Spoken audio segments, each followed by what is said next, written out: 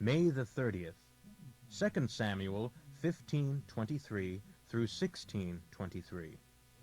There was deep sadness throughout the city as the king and his retinue passed by, crossed Kidron Brook, and went out into the country.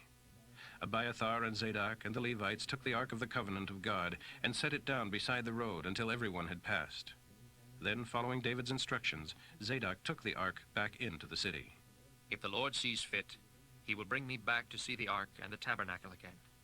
But if he is through with me, well, let him do what seems best to him. Then the king told Zadok, Look, here is my plan. Return quietly to the city with your son Ahimaaz and Abiathar's son Jonathan. I will stop at the ford of the Jordan River and wait there for a message from you. Let me know what happens in Jerusalem before I disappear into the wilderness. So Zadok and Abiathar carried the Ark of God back into the city and stayed there. David walked up the road that led to the Mount of Olives, weeping as he went. His head was covered, and his feet were bare as a sign of mourning. And the people who were with him covered their heads and wept as they climbed the mountain. When someone told David that Ahithophel, his advisor, was backing Absalom, David prayed, O Lord, please make Ahithophel give Absalom foolish advice. As they reached the spot at the top of the Mount of Olives, where people worshipped God, David found Hushai the Archite waiting for him with torn clothing and earth upon his head. But David told him, If you go with me, you will only be a burden. Return to Jerusalem and tell Absalom, I will counsel you as I did your father. Then you can frustrate and counter Ahithophel's advice. Zadok and Abiathar, the priests, are there. Tell them the plans that are being made to capture me, and they will send their sons Ahimaaz and Jonathan to find me and tell me what is going on. So David's friend Hushai returned to the city, getting there just as Absalom arrived. David was just past the top of the hill when Ziba, the manager of Mephibosheth's household, caught up with him. He was leading 2 donkeys loaded with 200 loaves of bread, 100 clusters of raisins, 100 bunches of grapes, and a small barrel of wine. The king asked Ziba, What are these for? The donkeys are for your people to ride on, and the bread and summer fruit are for the young men to eat. The wine is to be taken with you into the wilderness, for any who become faint. And where is Mephibosheth? He stayed at Jerusalem. He said, Now I'll get to be king. Today I will get back the kingdom of my father Saul. In that case, I give you everything he owns. Thank you. Thank you, sir. As David and his party passed Bahurim, a man came out of the village, cursing them. It was Shimei, the son of Gera, a member of Saul's family. He threw stones at the king and the king's officers, and all the mighty warriors who surrounded them. He shouted at David, Get out of here, you murderer, you scoundrel! The Lord is paying you back for murdering King Saul and his family. You stole his throne, and now the Lord has given it to your son Absalom. At last you will taste some of your own medicine, you murderer! Abishai demanded, Why should this dead dog curse my lord the king? Let me go over and strike off his head. No. If the Lord has told him to curse me, who am I to say no? My own son is trying to kill me, and this Benjaminite is merely cursing me. Let him alone, for no doubt the Lord has told him to do it. And perhaps the Lord will see that I am being wronged and will bless me because of these curses. So David and his men continued on, and Shimei kept pace with them on a nearby hillside, cursing as he went and throwing stones at David and tossing dust into the air. The king and all those who were with him were weary by the time they reached Bahurim, so they stayed there a while and rested. Meanwhile, Absalom and his men arrived at Jerusalem, accompanied by Ahithophel. When David's friend, Hushai the Archite, arrived, he went immediately to see Absalom. Long live the king! Long live the king! Is this the way to treat your friend, David? Why aren't you with him? Because I work for the man who is chosen by the Lord and by Israel. And anyway, why shouldn't I? I helped your father, and now I will help you. Then Absalom turned to Ahithophel and asked him, What shall I do next? Go and sleep with your father's wives, for he has left them here to keep the house.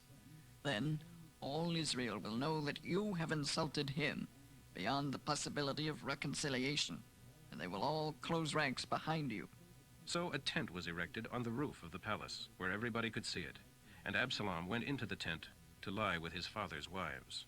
Absalom did whatever Ahithophel told him to, just as David had, for every word Ahithophel spoke was as wise as though it had come directly from the mouth of God.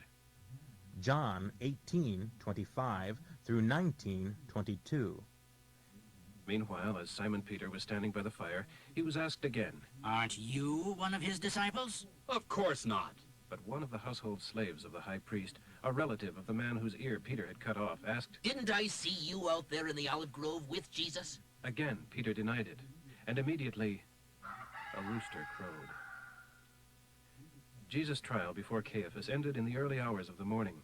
Next, he was taken to the palace of the Roman governor. His accusers wouldn't go in themselves, for that would defile them, they said, and they wouldn't be allowed to eat the Passover lamb. So Pilate, the governor, went out to them and asked, "What is your charge against this man? What are you accusing him of doing?" "We wouldn't have arrested him if he weren't a criminal." "Then take him away and judge him yourselves by your own laws." "But we want him crucified, and your approval is required." This fulfilled Jesus' prediction concerning the method of his execution. Then Pilate went back into the palace and called for Jesus to be brought to him. "Are you the king of the Jews?" King, as you use the word, or as the Jews use it? Jesus asked. "Am I a Jew? Your own people and their chief priests brought you here. Why? What have you done?" Then Jesus answered, "I am not an earthly king. If I were, my followers would have fought when I was arrested by the Jewish leaders. But my kingdom is not of the world." "But you are a king, then?" "Yes," Jesus said. "I was born for that purpose, and I came to bring truth to the world. All who love the truth are my followers." "What is truth?" Then he went out again to the people and told them, "He is not guilty of any crime. But you have a custom of asking me to release someone from prison each year at Passover.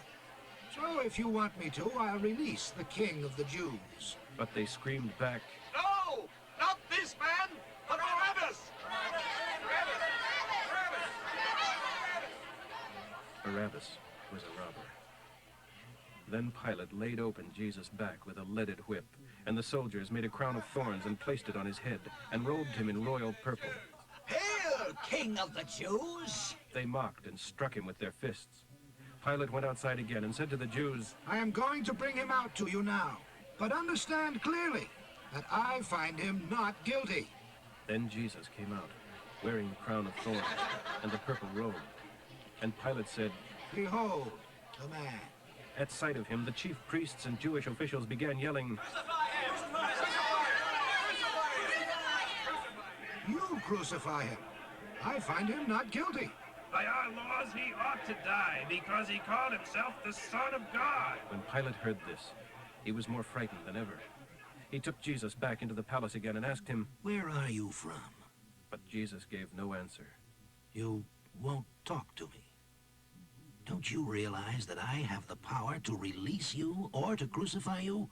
Then Jesus said, "You would have no power at all over me, unless it were given to you from above. So those who brought me to you have the greater sin." Then Pilate tried to release him, but the Jewish leaders told him, "If you release this man, you are no friend of Caesar's. Anyone who declares himself a king is a rebel against Caesar." At these words, Pilate brought Jesus out to them again and sat down at the judgment bench on the stone-paved platform. It was now about noon of the day before Passover, and Pilate said to the Jews, "Here is your king." "Away with him! Crucify him! Away with him! "What? Crucify your king?" We have no king but Caesar!" Then Pilate gave Jesus to them to be crucified.